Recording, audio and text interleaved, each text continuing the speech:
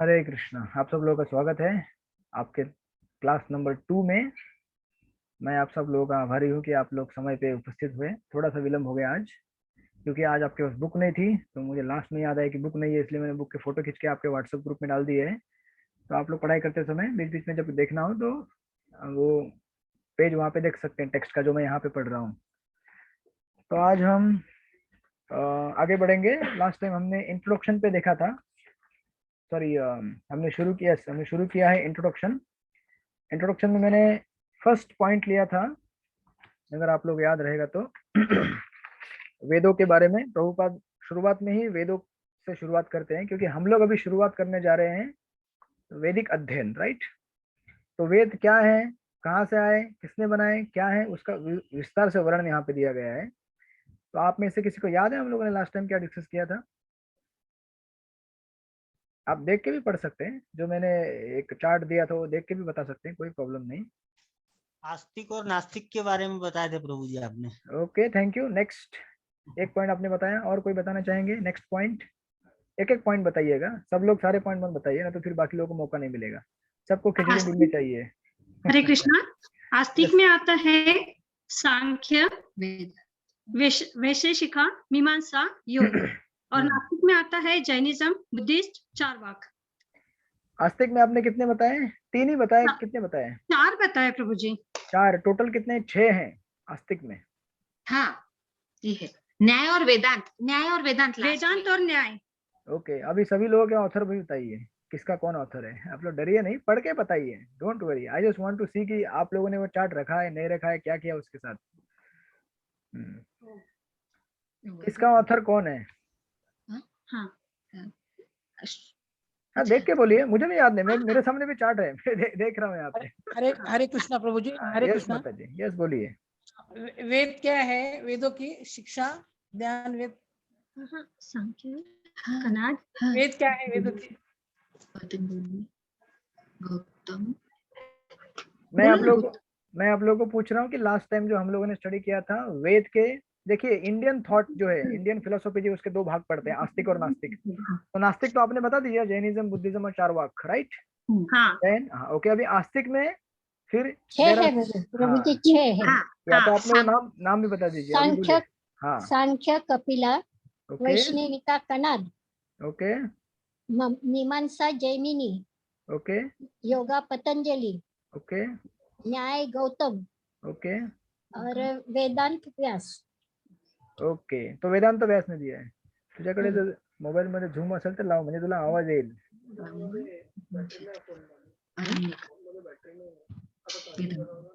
Charge आहे माझ्याकडे इथे, चार्जर सकट, पूरा डिस्कशन ये नहीं होणार.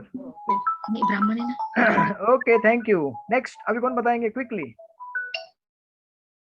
आप लोग, एक रिक्वेस्ट है मेरी आप सब लोगों से, जब कोई अगर बोल नहीं रहे कुछ, तो आप आपका माइक म्यूट पे रखिए, अदरवाइज मुझे म्यूट करना पड़ता है, यहाँ पे थोड़ा डिस्ट्रैक्शन आएगा. और जिन लोग यथासंभव है अपना दर्शन जारी रखे, सबको दर्शन दे कि हम लोग क्लास में मौजूद हैं. इससे क्लास की उपस्थिति के बारे में थोड़ा सा हमको संज्ञान आएगा, ठीक है? यस, नेक्स्ट अब बोलिए, उसके बाद क्या डिस्कस किया था हम लोगों ने?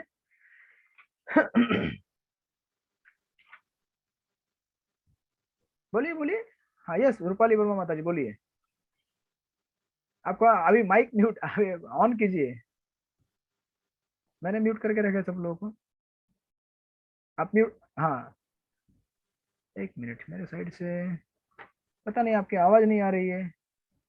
आपका माइक तो अनम्यूट है लेकिन आवाज नहीं आ रही है. हरे कृष्ण प्रभु जी। हाँ, अभी आ रही है, बोलिए. हाँ, वेदांत के 3 parts Prabhu ji, Shruti, Smriti, Nyaya. Okay, thank you, correct. And then next बोलिए, अभी नेक्स्ट पॉइंट कौन बताएगा? श्रुति, स्मृति, न्याय, या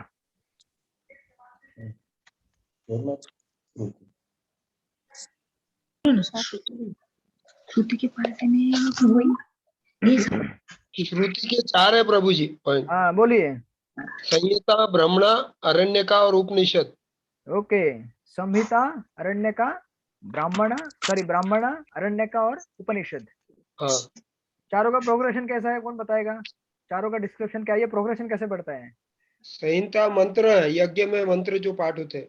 यस, ओके. उसके बाद क्या होता है? ब्राह्मणा में यज्ञ कैसे करना है? ओके, फिर आपने पैसा कमा लिया, पहले आपने पता कर लिया नौकरी कैसे करनी है, उसका आपको स्कूल में पढ़ाई किया, आपने फिर नौकरी की। अब नौकरी करने के बाद नेक्स्ट क्या है, पैसा कमाया। यज्ञ का देखिए आप लोग, आप में से कोई भी माइक को बिल्कुल म्यूट करके रखिएगा, और अदरवाइज डिस्ट्रक्शन बहुत आएगा क्लास में। मैंने आप लोगों को छूट दे के रखी है कि आप अपने आप को म्यूट अनम्यूट कर सकते हैं जब भी बोलना हो तो, लेकिन फिर ध्यान नहीं देंगे तो बहुत डिस्ट्रक्शन आएगा, ठीक है। ओके नेक्स्ट, हाँ तो बोलिए, ब्राह्मणा में क्या होता है कि हम समझते हैं, मतलब यज्ञ कैसे करना है उसके लिए मंत्र होते हैं, राइट। सॉरी, संहिता में। बोलिए बोलिए प्रभु जी, सुनील बांग प्रभु जी बोलिए। हाँ, ब्राह्मणा में यज्ञ कैसे करना उसका मैन्युअल है, मतलब ओके नेक्स्ट, अरण्यका में उद्देश्य, यज्ञ का उद्देश्य क्या है, मतलब आपने बीच में क्या छोड़ दिया? ब्राह्मणा। हाँ, पहले संहिता है, फिर ब्राह्मणा है, फिर पैसा कमा लिया, घर गृहस्थी कर ली, लेकिन फिर बोले अभी इस दुनिया में और क्या है, तो फिर फाइनली पहुंच जाते हैं आदमी अरण्यका में, राइट। अरण्य का मतलब थोड़ा कंटेम्पलेट करना चालू करता है, लाइफ में यही है क्या, और कुछ है क्या आगे? केवल आहार निद्रा भय उद्देश्य। मैथुन यही चीजें करनी है क्या? सुबह से लेकर शाम तक केवल नौकरी करनी नहीं, बीच में ईश्वरोपनिषद क्लास भी करना है, रात को धर्म अर्थ काम मोक्ष। Yes yes yes. तो फिर फाइनली आदमी पहुंच जाता है उपनिषद में, सिस्टमेटिक स्टडी ऑफ वैदिक लिटरेचर। ओके, अब आगे का पॉइंट बताइए नेक्स्ट, उसके बाद क्या होता है? स्मृति। स्मृति। हाँ, ये तो हो गया श्रुति। स्मृति में क्या क्या आता है? जिसे जिसे हम याद करते हैं उसे याद करना। हाँ, तो उसमें क्या क्या आता है? इतिहास, पुराण, पंचरात्र, इतिहास, महाभारत, और ये पुराणों में आता है। ओके, पुराणों में ये भी आता है कि कोई दो व्यक्ति के बीच में संवाद, जैसे पुराण कहते हैं, करेक्ट। उसका उदाहरण है सुखदेव स्वामी और परीक्षित महाराज के बीच में का संवाद। Correct correct correct. और पंचरात्र आता है, फिर भगवान की कैसी अर्चना करना, कौरव पांडव। पंचरात्र। Okay correct. और फिर न्याय आता है, जो वेदांत सूत्र है, जो न्याय, उसे कैसे समझना चाहिए, ये उसने भागवत में बताया हुआ है। Okay yes correct. एक सेकंड ना, आपल्या ग्रुप मध्ये लिंक आहे ना, त्या लिंकला क्लिक करा। Okay, just a minute.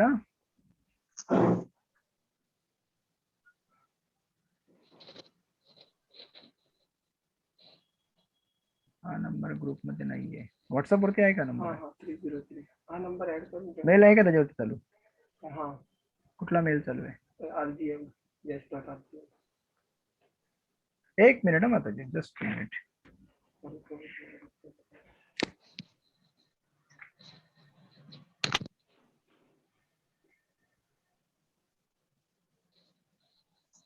RGM हाच ना? guest.rgm.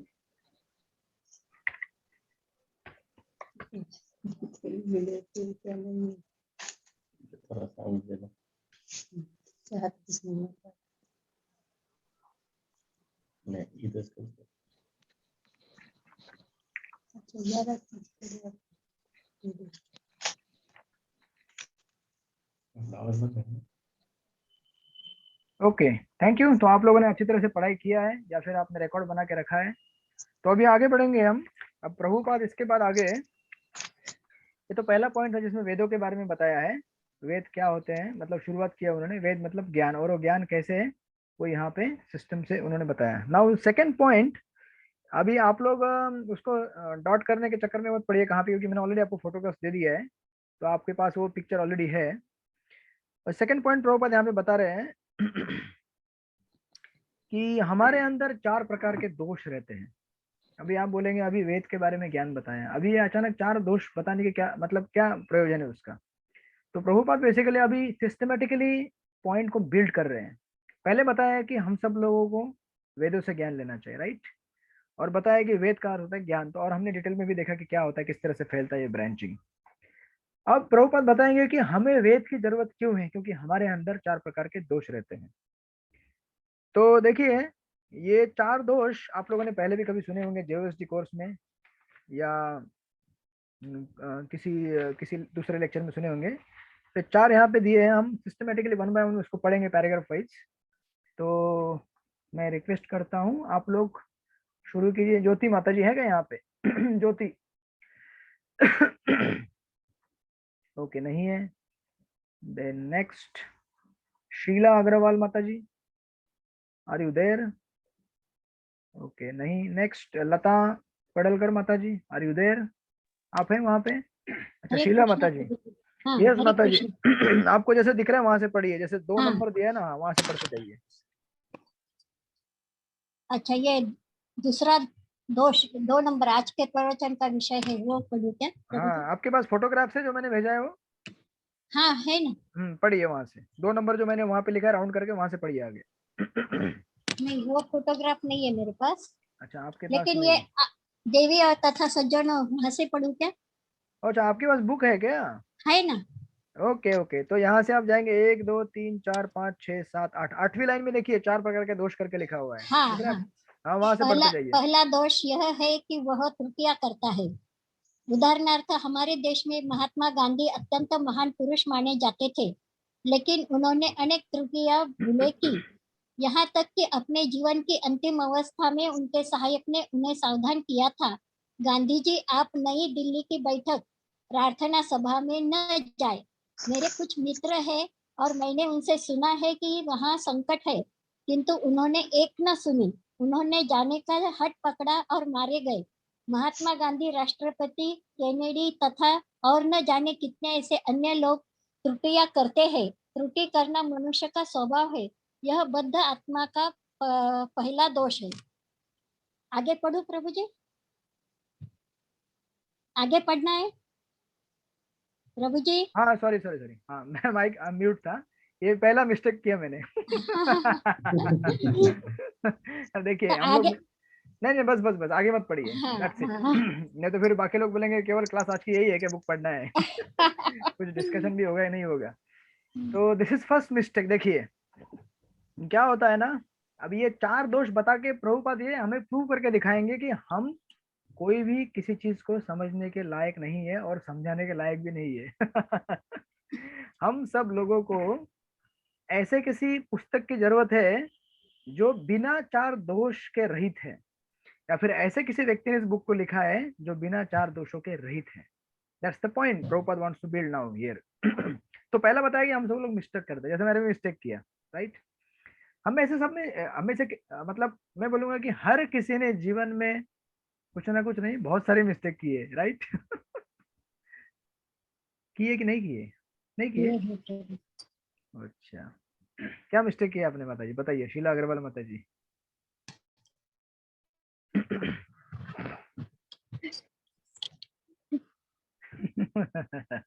ठीक है तो ठीक। बहुत हो जाते हैं। अच्छा एक मिस्टेक किया, इस्कॉन में आ गए।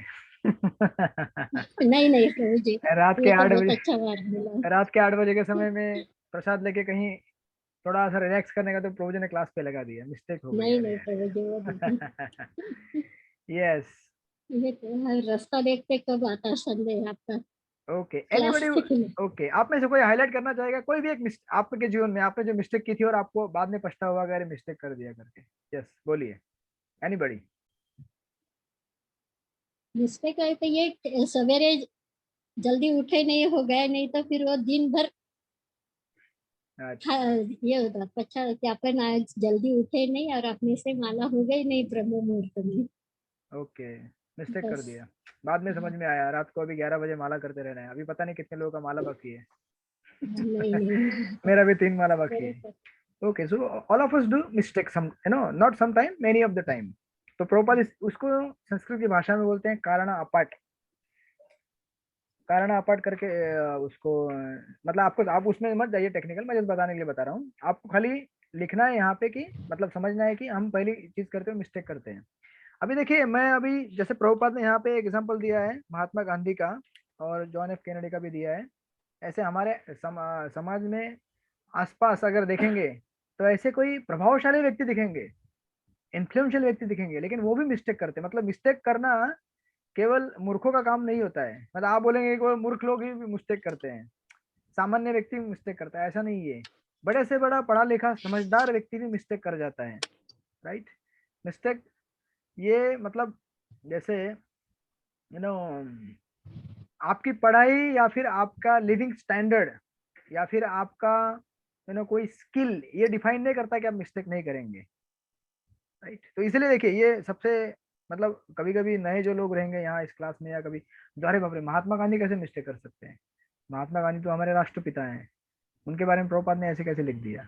तो ये सब्जेक्टिव ऑब्जर्वेशन है, आप इसको ऐसा क्रिटिसिज्म मत लीजिए, क्योंकि प्रभुपाद जस्ट एक पॉइंट आउट कर रहे हैं कि हम सब लोग मिस्टेक करते हैं, तो गांधी जी ने भी एक मिस्टेक कर दिया, राइट। इसका मतलब ये नहीं कि वो महात्मा नहीं रहे और महात्मा उनका पद चला गया, but just to give an example, he is giving an example to make us understand, हमको समझाने के लिए कि मिस्टेक कोई भी कर सकता है, राइट। ना उसके बाद दूसरी चीज होती है भ्रमित होना। तो पढ़िए आप में से कौन, ओके रूपाली वर्मा माता जी पढ़िए आप। एक सेकंड हरी बोल। आप में से बहुत सारे लोगों को रिक्वेस्ट है कि आप लोग अगर पढ़ नहीं रहे या मैं कुछ क्वेश्चन नहीं पूछ रहा हूँ आपको, तो आप आपका माइक ऑफ कीजिएगा, ठीक है। यस पढ़िए माता जी अभी। हाँ, दूसरा दोष है भ्रमित होना। भ्रम का अर्थ है जो नहीं है, स्वीकार करना अर्थात माया। माया का अर्थ है जो नहीं है। प्रत्येक व्यक्ति शरीर को स्व मान बैठता है। यदि मैं आपसे पूछूं कि आप क्या है, तो आप कहेंगे मैं मिस्टर जॉन हूँ, मैं धनी व्यक्ति हूँ, मैं यह हूँ, मैं वह हूँ। ये सब देह से संबंधित परिचय है, किंतु आप यह शरीर नहीं, यह माया है। Thank you. आपका नाम क्या है? Rupali Verma. That's the illusion. यही तो भ्रम है हमारे जीवन का। भ्रम। Yes, you are not Rupali Verma. I am not Tarun Gaurang Das. Of course, I am a Das, but if I identify, मैं अगर identify करूँगा मैं तरुण गौरांग हो सकता है मेरा नाम चेंज हो जाए स्पिरिचुअल वर्ल्ड में जाके, राइट। यस यस यहाँ पे कहाँ गए, अच्छा अभी ठीक है। ऑफकोर्स मैं क्लासरूम में नहीं, एक्सरसाइज करने के लिए यहाँ पे मौका नहीं मिल रहा है क्योंकि यहाँ पे कुछ लोग दिख रहे नहीं दिख रहे, अदरवाइज मैं एक्सरसाइज कर लेता। तो लेकिन जस्ट टू से जनरली किसी को पूछा जाए कि आप कौन है, जैसे प्रभुपाद बोले तो हम क्या बोल देते हैं, I am so and so, मैं इस कंट्री से हूँ, मैं इस देश से हूँ, या फिर मैं इस प्रांत से हूँ। आपको भी सबको पूछा तो आप यही बोलेंगे मैं औरंगाबाद से हूँ, मैं इंडिया में रहता हूँ, मैं भारतीय हूँ। और अब फिर उसके बाद फिर आपकी जाति जो रहेगी, मैं मराठी हूँ, हिंदी हूँ, जो भी हो वट। तो जनरली हम लोग आइडेंटिफाई करते हैं अपने आप को अपने देश, जात, धर्म। फिर कोई बोलेगा मैं काला हूँ, मैं कोई बोलेगा मैं गोरा हूँ, कोई बोलेगा मैं स्त्री हूँ, कोई बोलेगा मैं पुरुष हूँ, कोई बोलेगा मैं बच्चा हूँ। ये सब जो उपाधियां हैं हम लोगों ने लगा के रखी है, राइट। पर वास्तविक हमारी स्थिति क्या है, इससे परे है। हमारी स्थिति क्या है, अगर गीता स्टडी करेंगे तो भगवान बताएंगे गीता में कि हम सब लोग क्या है, शाश्वत आत्मा है, और हम सब लोगों ने ये सब बाहरी ड्रेस पहन के रखा है। बट भ्रम इतना हेवी है कि किसी को सडनली पूछा आप कौन है, अरे मैं, मेरी आइडेंटिटी मत छीनो मुझसे, मैं रूपाली वर्मा हूँ मेरी don't take away my identity. उस आइडेंटिटी पर मैं रह नहीं सकता या रह नहीं सकती, राइट। तो इल्यूजन इज समथिंग। और देखिए दूसरी चीज इंटरेस्टिंग इल्यूजन में ये है कि illusion is something which happens subconsciously many of the times. बहुत बार हम लोग इल्यूजन यानी कि भ्रम को चाहे तो भी अवॉइड नहीं कर सकते, चाहे तो भी दूर नहीं कर सकते। जैसे एक उदाहरण देते हैं कि समझो आप अगर आप ऐसे ठंडी जगह से अगर आप आए, ऐसे मतलब समझो फॉर एग्जांपल आपके यहाँ अगर फ्रिज के अंदर हाथ रखा है या फ्रिज के अंदर कुछ काम कर रहे हैं लंबे समय के लिए, कुछ साफ सफाई कर रहे हैं, फ्रिज खोल के, चालू फ्रिज, हाँ डेड फ्रिज नहीं जीवित जिंदा, उसमें अगर आप काम कर रहे हैं कुछ समय के लिए, ऐसा कुछ बर्फ को हाथ लगा रहे हैं, अगर वही हाथ अपने अगर नॉर्मल टैप वाटर में अगर डाला तो आपको कैसा लगता है, पानी कैसा लगता है? कभी आप लोगों ने ऑब्जर्वेशन किया है? ये क्लास के बाद कर लेना। तो पानी हमको गर्म लगता है, एक्चुअली पानी गर्म नहीं होता है, पानी तो लिक्विड मतलब नॉर्मल टैप वाटर है, लेकिन पानी गर्म लगने लगता है।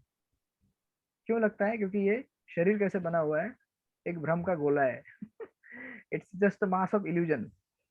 तो एक्चुअली वो है नहीं गर्म, ठंडा है, मतलब नॉर्मल रहता है, लेकिन हमको कैसा लगता है, वो गर्म लगता है। This is just one example.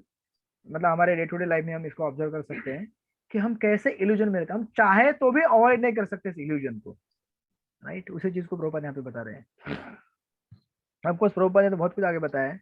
तो मैं धनी व्यक्ति हूँ, मैं यह हूँ, मैं वह हूँ, राइट। हम तो केवल अपना नाम नहीं, अपने अपने साथ तो हमने बहुत सारी उपाधियां जोड़ दी है। तो दिस इज सेकंड थिंग, हम लोग हमेशा क्या रहते हैं, इल्यूजन में रहते हैं। नाउ थर्ड थिंग, तीसरा। यस विनोद प्रभु जी आप पढ़िए। हाँ प्रभु जी, मैं खोलता हूँ। तीसरा दोष है धोखा देने की प्रवृत्ति। प्रत्येक व्यक्ति में दूसरों को ठगने की प्रवृत्ति पाई जाती है। कोई व्यक्ति पहले दर्जे का मूर्ख क्यों न हो, किंतु वह भी अत्यंत बुद्धिमान होने का दिखावा करता है। यद्यपि वह पहले कहा जा चुका है कि वह भ्रांति में है और त्रुटि यह करता है, लेकिन वह सिद्धांत बनाता है, मैं सोचता हूँ कि यह ऐसा है, वह ऐसा है, लेकिन उसे अपनी खुद की स्थिति का भी ज्ञान नहीं होता। वह दर्शन पर पुस्तकें लिखता है, यद्यपि वह अपूर्ण है। यही उसका रोग है, यही धोखाधड़ी। Okay thank you. तो तीसरी हमारी जो प्रॉब्लम है हमारे अंदर वो है धोखा देने की। हम सब लोग धोखेबाज हैं, आज तक धोखा देते आए हैं। इस ग्रुप में अभी जो जितने भी लोग हैं, एक भी आदमी ऐसा नहीं है, एक भी माता या प्रभु नहीं है जिन्होंने कभी जीवन में किसी को धोखा नहीं दिया है, थोड़ा भी। चाहे आप कितने भी बोले कि नहीं प्रभु जी आज तक हमने किसी को धोखा नहीं दिया है, सबने धोखा दिया है। ऐसा हम तो आए हैं धोखा देके स्पिरिचुअल वर्ल्ड से, राइट। आध्यात्मिक जगत से जब आए तो वहां धोखा ही देके आए, गुमराह करके आए भगवान को। और भगवान ने भी बोला ठीक है तुमको धोखा ही देना, धोखे में रहो, कोई प्रॉब्लम नहीं, लाइफ लॉन्ग रहो। मैं तो चाहूंगा कि मेरे पास आओ, लेकिन आपको भी ऐसे रहना तो कोई बात नहीं। तो ये जो धोखा देने की जो प्रवृत्ति हमारे अंदर है, चीटिंग करने की, जनरली देखिए, अगर just to take an example, but मैं एग्जांपल लूंगा ये आगे का पूरा होने के बाद। एक एक एग्जांपल लेंगे जिस एग्जांपल में आपको ये 4 केस आएंगे किस तरह से हम लोग सबसे पहले क्या था, जस्ट रिपीट कीजिए। सबसे पहला दोष क्या था हमारे अंदर? त्रुटि। त्रुटि। हाँ, त्रुटि मतलब क्या? मिस्टेक करते हैं, राइट। ओके, सेकंड क्या था हमारे अंदर? इल्यूजन, हम भ्रमित होते हैं। थर्ड क्या था? धोखा देने की प्रवृत्ति। ओके, धोखा देने की प्रवृत्ति। नाउ फाइनली प्रभुपाद लास्ट का बताते हैं, आगे वाला लास्ट वाला पढ़ेंगे।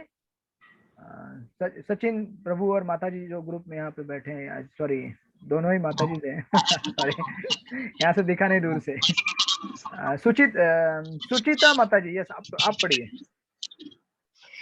अंतिम बात यह है कि हमारी इंद्रियां अपूर्ण है, हमें अपनी आंखों पर बड़ा गर्व रहता है। प्रायः कोई व्यक्ति चुनौती देगा, क्या तुम मुझे ईश्वर दिखा सकते हो? लेकिन क्या आपके पास ईश्वर का दर्शन करने के लिए आंखें है भी? यदि आपके पास आंखें नहीं है तो आप उनके दर्शन कभी नहीं कर सकोगे। यदि एकाएक कमरे में अंधेरा हो जाए तो आप अपने हाथों को भी नहीं देख सकते। अतएव आपके पास देखने की शक्ति ही क्या है? अतः हम अपनी इन अपूर्ण इंद्रियों से ज्ञान प्राप्त करने की अपेक्षा नहीं कर सकते। बद्धावस्था में इन सारे दोषों के होते हुए हम किसी को पूर्ण ज्ञान प्रदान नहीं कर सकते, नहीं हम स्वयं संपूर्ण है। अतएव हम वेदों को यथारूप में स्वीकार करते हैं। Okay thank you. तो ये रहा हमारे अंदर का चौथा दोष। अब देखिए इसका मैं, आपने यहाँ पे जानते होंगे श्रीनाथ जी प्रभु चौपाटी के बहुत बड़े भक्त है, महान भक्त थे, 2016 में गुजर गए। वो कहा करते थे अक्सर, ये जो सीक्वेंस है ना आपको प्रभुपाद ने यहाँ पे मतलब एक एक करके दिया है, बट हम लोग इसको सीक्वेंस में जोड़ के देखेंगे कैसे एक वन बाय वन एक चीज दूसरे को फॉलो करती है। कृष्णा जी प्रभु कहते थे कि सबसे पहले हमारी इंद्रिया इम्परफेक्ट है, मतलब मैं पीछे से आ रहा हूँ, आगे से जैसे आप देखेंगे, आप चाहे तो लिख सकते हैं इसको वन बाय वन। सबसे पहले हमारी इंद्रिया क्या है? इम्परफेक्ट है। All our senses are imperfect. Imperfect in the sense कि हम लोग समझो, अभी इसमें एक उदाहरण आपको यहाँ पे नहीं, कई जगह पे प्रभुपाद उदाहरण देते हैं कि सूर्य का गोला जो रहता है ना, आपको वो आगे आएगा, 3 जो प्रमाण आते हैं, प्रत्यक्ष प्रमाण, शब्द प्रमाण, अनुमान प्रमाण में। जैसे सन है, सूर्य देव है, सूर्य को जब देखते हैं हम तो कैसे दिखता है हमको? यहाँ से एक छोटा सा गोला दिखता है, राइट। लेकिन वास्तविक अगर पास में जाकर देखेंगे तो कैसे दिखेगा? वो एक बहुत ही बड़ा प्लैनेट है, राइट। और पूरा इस ब्रह्मांड को, सृष्टि को क्या करता है? प्रकाशित करता है। लेकिन हमारे इम्परफेक्ट सेंसेस से अगर हम यहाँ पे, अभी भी हमारे साइंटिस्ट जितने भी देख रहे हैं with their imperfect senses, telescope भी क्या है? इंसान ने बनाया हुआ है ना, तो इम्परफेक्ट आदमी ने बनाया हुआ इंस्ट्रूमेंट भी कैसे रहेगा? कैसे रहेगा? इम्परफेक्ट। ऑब्वियसली इम्परफेक्ट रहेगा। आप ही पूर्ण नहीं है तो आपने बनाई हुई चीज पूर्ण कैसे हो सकती है? वो भी अपूर्ण ही रहेगी। तो हमने जो भी कोई बोलेगा टेलीस्कोप में लेके देखते हैं, इतना सा बड़ा बड़ा टेलीस्कोप में देखे या किसी में देखे, अभी भी आज के हमारे वैज्ञानिक क्या बोलते हैं, वो तो ग्रहों में मतलब पूरे ब्रह्मांड में पृथ्वी को छोड़ के कहीं भी जीवन नहीं है, राइट? लेकिन जो व्याख्या हमारे गीता और भागवत पुराणों में आती है, वेदों में आती है कि सब जगह पे क्या है? जीवे हैं। नित्य सर्वगत स्थानुर अचलयम सनातन। नित्य गीता बताती है कि ये क्या है? हर जगह पे मौजूद है। इवन जो गर्म पानी का झरना रहता है ना, हॉट स्प्रिंग, उसके अंदर भी जीवाणु रहते हैं। और साइंटिस्ट लोगों ने अभी रिसेंटली इन द मॉडर्न, जो मतलब रिसेंट मतलब काफी समय पहले, उन्होंने खुद प्रूव किया है कि गर्म पानी के झरने के अंदर भी क्या रहते हैं? जीवाणु रहते हैं, जीव रहते हैं, बैक्टीरिया रहते हैं जो उसमें सर्वाइव होते हैं, उनके लिए सुटेबल बॉडी उसमें रहता है। तो प्रभु जी कहा करते थे कि सबसे पहले हमारे अंदर क्या है? इम्परफेक्ट सेंसेस हैं। उस सेंसेस से हम ठीक से देख नहीं पाते, और हम अपने हर चीज को समझने के लिए क्या है? डिपेंडेंट है। जैसे देखिए अभी इस रूम में इतना लाइट है, पूरा 2 ट्यूबलाइट, एक बल्ब जल रहा है ऊपर। इसमें से अगर एक भी लाइट बंद कर दूं तो मेरे ऊपर अंधेरा छा जाएगा, मैं आप लोगों को देखूंगा नहीं ज्यादा। राइट? या फिर आप आपके किसी कमरे में बैठे हैं, अगर प्रोपर लिख रहे हैं यहाँ पे कि आप अगर आपकी आंख बंद कर दे तो आपको कुछ दिखेगा नहीं दिखेगा, राइट? उसी तरह से अगर भगवान अपनी आंख बंद कर दे, भगवान की आंख मतलब क्या है? सूर्य देव है। और ये बिजली, ये लाइट बल्ब क्या है? उसका एक्सपेंशन है, राइट? अगर हम बंद करें तो हम देख सकते हैं किसी चीज को? नहीं देख सकते। फिर भी हमको क्या है? काफी घमंड और गर्व है कि इंसान ने ये बनाया, वो आविष्कार किया, वो किया। आपने आविष्कार किया, लेकिन जो क्या है, एग्जिस्टिंग जो चीजें हैं उन्हीं को उठा के आपने किया है, कोई बड़ी चीज नहीं की है। आपको जितना क्रेडिट लेना है उतना ले सकते हैं, लेकिन उसका बियॉन्ड क्रेडिट मत लीजिए। तो सबसे पहले हमारे अंदर सेंसेस इम्परफेक्ट है। इम्परफेक्ट सेंसेस होने की वजह से हम लोग क्या करते हैं? मिस्टेक कर बैठते हैं। समझ रहे हैं आप लोग सीक्वेंस? इम्परफेक्ट सेंसेस होने की वजह से हम लोग क्या करते हैं? मिस्टेक करते हैं। जैसे अगर रात को अंधेरे में हम चल रहे हैं और हमने देख लिया कि ये क्या है? सांप आया, सांप आया, सांप आया। तो रास्ते में सांप नहीं, वहां से कोई चूहा भाग के गया है। गांव में ऐसा होता है जनरली, अभी सिटी में तो आप लोग को उतना एक्सपीरियंस नहीं आएगा। लेकिन हम लोग गांव में पले बड़े हैं तो मुझे एक्सपीरियंस है कि हम लोग जैसे अगर ऐसा ऐसा आवाज आता है, जो ना सूखे पत्ते रहते हैं उसके ऊपर किसी चीज के चलने का, तो हम ऐसा डरते हैं, अरे बाप, सांप आया। तो सांप थोड़ी वहां पे हो सकता है, चूहा रहेगा, कुछ कोई भी कुछ भी हो सकता है वहां पे।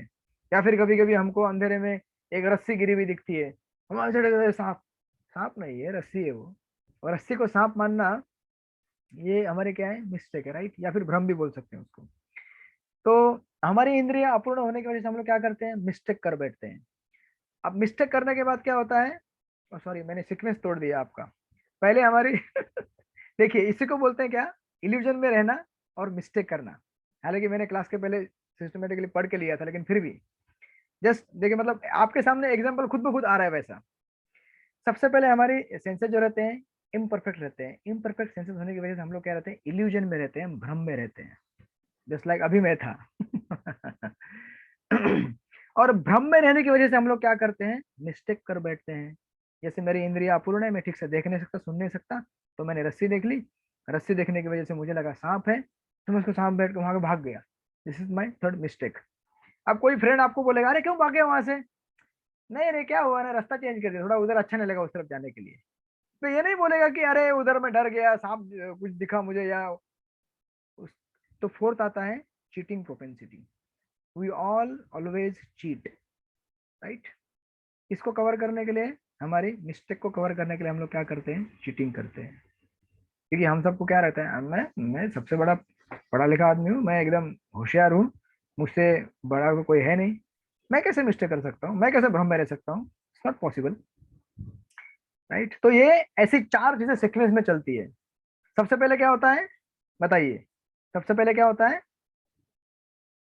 हमारी इंद्रिया अपूर्ण है। Okay, thank you. इंद्रिया अपूर्ण होने की वजह से क्या होता है? भ्रम हम होता भ्रमित हो है, जाते ओके, हम भ्रम में रहते हैं। भ्रम में रहने की वजह से क्या होता है? त्रुटि हैं। होती हमारे है। से मिस्टेक करते हैं। ओके, अब मिस्टेक को कवर करने के लिए हम लोग क्या करते हैं? धोखा देते। हम धोखा छुपाने के देते लिए हैं। झूठ छुपाने के लिए। यस, आपके डेली एग्जांपल लीजिए, कितनी बार हमारे लाइफ में होता है, हम मंदिर में कभी जाते हैं, प्रभु लेट क्यों आए? मॉर्निंग प्रोग्राम में कभी हम जाते हैं मंदिर में, या भागवतम क्लास में जाते हैं, या कुछ सेवा रहते हैं, लेट क्यों आए? अब तो हम सच सच कभी बताते नहीं है क्यों लेट हुए हम लोग। हम घर पे सोए रहते हैं अलार्म बजते रहता है, टाइम हो गया उठने का कुछ पता नहीं रहता है, क्योंकि हमारी इंद्रियां भ्रमित अवस्था में रहती है पूरी। बाद में पता चलता है अरे लेट हो गया, मंदिर से फोन आ गया, जाते फटाफट भाग भाग के प्रभु लेट। नहीं क्या हुआ ना, वो थोड़ा घर में हेल्प कर रहा था मम्मी को, क्या है ना, थोड़ा ऑफिस में थोड़ा काम था, right, just to cover up our mistake. आप अपनी लाइफ में रिलेट करके देख सकते हैं, ऐसे बहुत सारे एग्जाम्पल है। और क्लासिक केस स्टडी अगर हमारी हिस्ट्री में देखेंगे तो डार्विन का एक एग्जाम्पल है। अभी होता क्या है देखें यहाँ पे, बहुत सारे जो वैज्ञानिक है, एक कॉमेडियन थे, वो कॉमेडियन कहा करते थे कि I have already made up my mind, don't confuse me with facts. मैंने मेरा मन पहले से बना लिया है, आप मुझे ज्यादा फैक्ट्स बता के मेरे को कंफ्यूज मत कीजिए। और उनका कहने का सारांश क्या है, वो कहते हैं कि सब हम लोगों ने बोला आपने कैसे अपना मन बना लिया है, आप अपना मन कैसे खुद से बना सकते हैं। तो कहते हैं कि बोलते हैं, मतलब ये विज्ञान में एक बड़ा जोक है, कॉमेडी है। बोलते हैं कि वन साइंस फिलोसोफर, एक विज्ञान के तत्ववेत्ता दार्शनिक, वो कहते हैं कि the theories which we like we call them facts, theories which we like we call them facts, and the facts we dislike we call them as theories।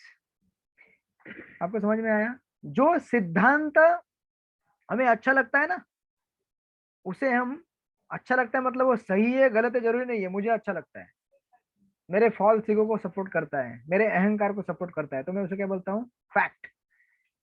और जो फैक्ट्स हमें अच्छे नहीं लगते, हमारे थियरी को सपोर्ट नहीं करते, हम उसे क्या कहते हैं, इट्स मतलब उस फैक्ट को क्या बोलते हैं हम, थियरी बोलते हैं। आपको और भ्रमित नहीं करूंगा ज्यादा, कंफ्यूज नहीं करूंगा, इसको और क्लैरिफाई करता हूँ विद द एग्जांपल। जैसे डार्विन, अब ये चार चीजें अगर लेंगे ना, हम डार्विन की थियरी में आएंगे। अब यहाँ पे से कोई टीचर है, यहाँ पे कोई टीचर है क्या यहाँ पे? अच्छा, जिन लोग अभी, मोनिका ठाकुर। अच्छा आप टीचर हैं, कौन से क्लास को पढ़ाती हैं आप? प्रभु जी 9th 10th। Very good, beautiful example, हमारे पास एग्जाम्पल है, आप टीचर हैं। तो आपने डार्विन की, अभी भी डार्विन की थियरी है क्या सिलेबस में? हाँ प्रभु जी है। वाह, अभी भी डार्विन भगवान है, मुझे लगा मर गए हो। आई मीन टू से वो तो चले गए, लेकिन उनकी थियरी खत्म हो गई। देखिए, तो आप अपराध मत लीजिएगा, उनकी केस स्टडी हम ले रहे हैं। We offer our humble obeisance to Darwin ji, उन्होंने बहुत अच्छा काम किया है, भगवान को अपने रास्ते से हटा दिया, दुनिया को नास्तिक बना दिया, लेकिन फिर भी हम जस्ट केस स्टडी लेंगे उनका। देखिए डार्विन, फर्स्ट ऑफ ऑल हमारे अंदर सेंसेस क्या रहते हैं, इम्परफेक्ट रहते हैं। तो उन्होंने क्या किया, जो उनका जो जर्नी था ना, जो कौन सा बोट था, कौन सा शिप था वो माता जी, मोनिका ठाकुर जी, कौन सा शिप था? कोई तो एक बड़ा फेमस शिप का नाम है, बिगल या कुछ, बिगल या कुछ समथिंग ऐसा कोई शिप का नाम है, उनका वॉयज पे, जर्नी पे गए थे वो। तो हम सब लोग भी जर्नी में जाते हैं, घूमते रहते हैं, लेकिन इम्परफेक्ट सेंसेस होने की वजह से अब भगवान को तो देख नहीं सकता कोई, राइट। विद दिस सेंसेस, इन इंद्रियों के साथ हम भगवान को कभी नहीं देख सकते। तो हम क्या सोचते हैं, भगवान है ही नहीं, क्या दिखाओ भगवान किधर है, भगवान किधर, भगवान है ही नहीं, वाह नहीं भगवान, यस करेक्ट। तो डार्विन ने क्या कहा, भगवान है ही नहीं, क्योंकि भगवान को देख नहीं सकते, विद द इम्परफेक्ट सेंसेस हम देख नहीं सकते, right, first thing. Second thing, जब वो सफर कर रहे थे अपने उस जर्नी में, शिप में, तो क्योंकि हमारी इंद्रिया क्या है, हमेशा भ्रमित रहती है, या हम भ्रम में रहते हैं। मैं देखो, मैं सिंगल, हरे कृष्ण। डॉक्टर योगिता माता जी, आपको कुछ बताना है? ओके, लगता है माता जी हॉस्पिटल में है।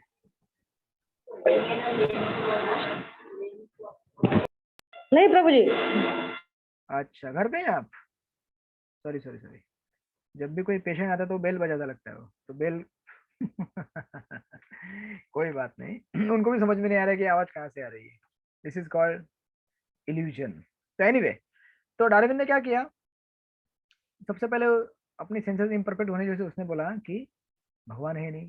देन उसने बोला कि इल्यूजन में क्या बोला उसने, इल्यूजन होने की वजह से उसने बोला कि ये जो, अब उसने जब जर्नी जा रहा था तो जर्नी में उसने देखा कि ये पंछी है, यहाँ पे पक्षी है, ये है, वो है, साथ में बंदर भी देखे उसने। बंदर जब देखे उसने, तो उसने क्या बोला, अरे बंदर तो इंसान के जैसे ही दिखते हैं, तो दिखते हैं वैसे दिखने में तो, लेकिन उनका जो सिविलाइजेशन है, उनका जो लाइफ है, उनका जो कल्चर है, वो टोटली अपोजिट है, राइट। अब उसने बोला कि बंदर ऐसे ऐसे करते हैं, मनुष्य भी ऐसे ऐसे करता है। बंदर कभी ऐसे बैठ के देखता है, हम भी ऐसे देखते हैं। और बंदर वो जो रहते हैं ना, जुए रहते हैं बाल में, वो भी ढूंढते रहते हैं। इंसान भी वैसा करते हैं, राइट।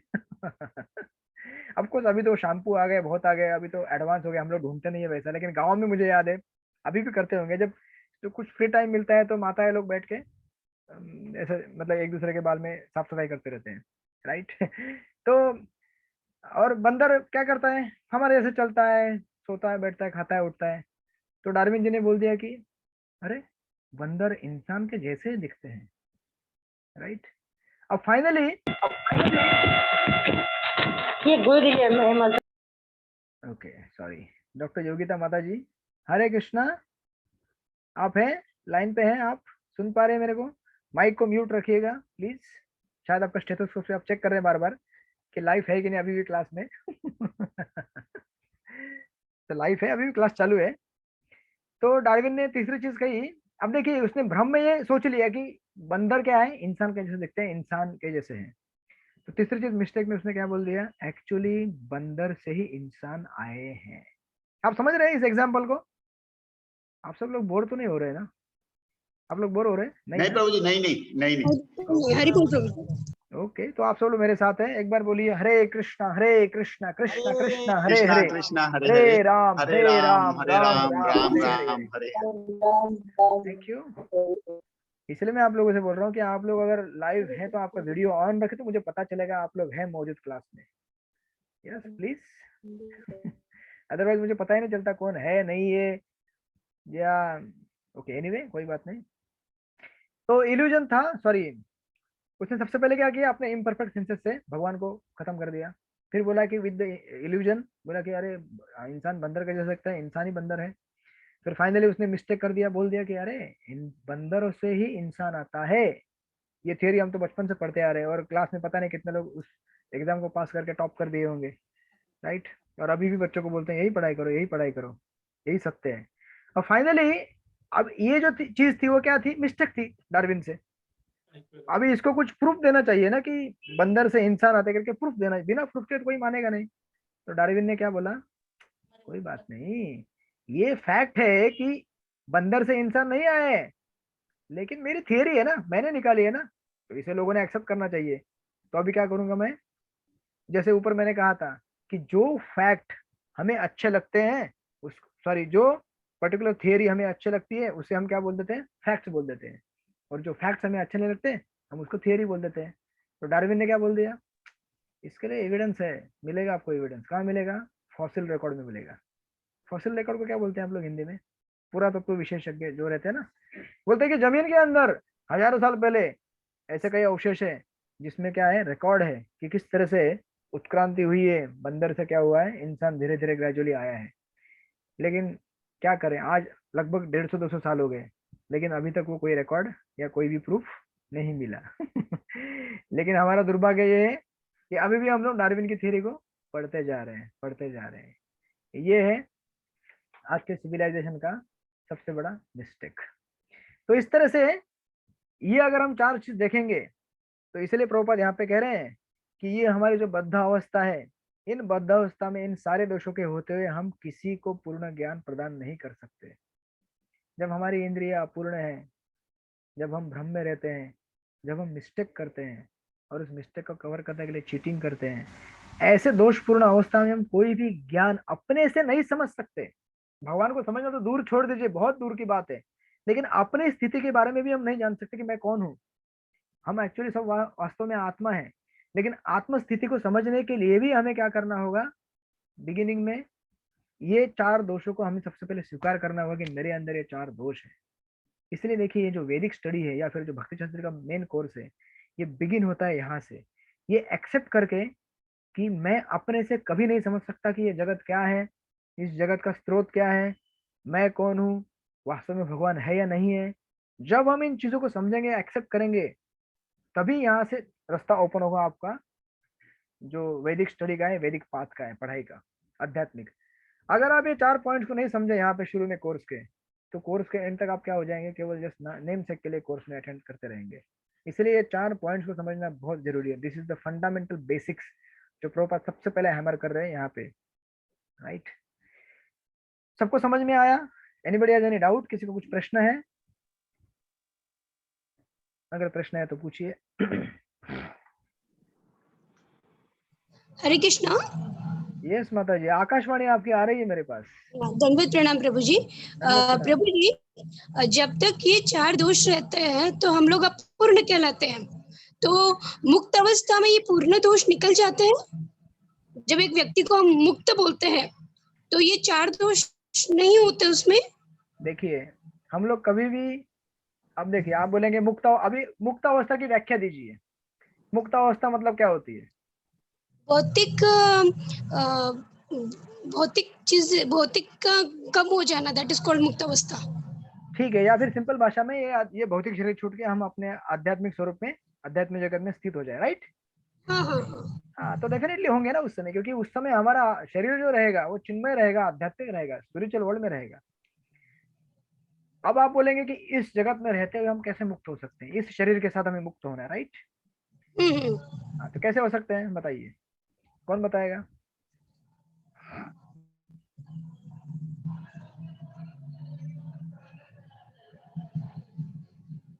कैसे हो सकते हैं?